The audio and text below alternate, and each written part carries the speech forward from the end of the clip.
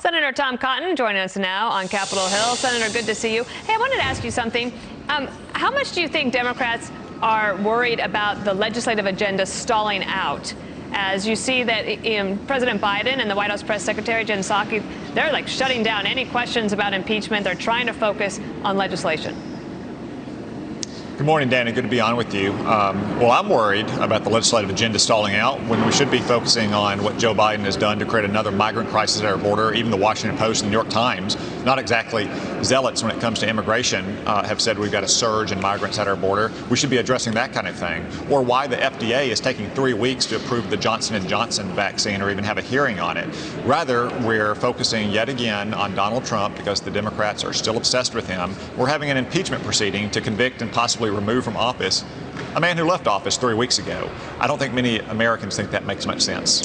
Adam Kinzinger, a colleague of yours on the House side, a Republican, wrote in the Washington Post, "My fellow Republicans, convicting Trump is necessary to save America." And he went on, Senator, to write this: "We'll never move forward by ignoring what happened or refusing to hold accountable those responsible. That will embolden the few who led us here and dishearten the many who know America is better than this. Convicting Donald Trump is necessary to save America from going further down a sad and dangerous road."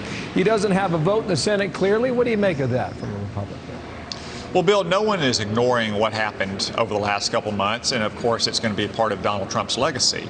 But that doesn't change the fact that I believe, as I said on the day the House passed this rushed article of impeachment, that it's simply beyond the constitutional authority of the Senate to have an impeachment proceeding to convict and remove from office a man who's already left office. And I think it's also a sign of misplaced priorities when we have so many other challenges on which we should be focused. One of those challenges is immigration, and you had a tweet that I wanted to just put up on the screen for everybody and have you talk about it.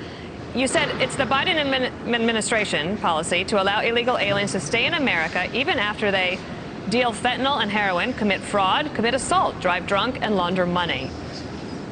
Tell us more. Yeah, Dana, it is crazy. The Biden administration has put in place a moratorium on deportations, all deportations. So murderers, rapists, drug dealers who shouldn't be in our country to begin with are not being deported. They further are proposing that they will ignore serious crimes like assault or DUI when it comes to deportations. And just recently, we've learned that they are letting illegal aliens who show up at our border into the country without any coronavirus testing. Unlike what you have to do if you want to fly into this country on an airplane, or reportedly what Joe Biden is thinking about requiring all Americans to do to fly domestically. Just think about that. Illegal aliens can come into our country without vaccination, without even a negative test, but we may not be able to fly in our own country without a negative test. Joe Biden is keeping America closed, but he's keeping our borders open. Oh, very interesting. We'll see where these budget debates go to. I mean, there's a suggestion that they're going to go for the minimum wage. I don't know what those do to American businesses across the country, but in the meantime, we've got this impeachment matter. Do you think this can be done in a week? I think it might be done in a week, Bill. It's really not up to us as senators. We'll be listening to the arguments of both sides. It's up to the House impeachment managers and President Trump's lawyers on how long they proceed and whether they want to request witnesses. We'll evaluate it at the time.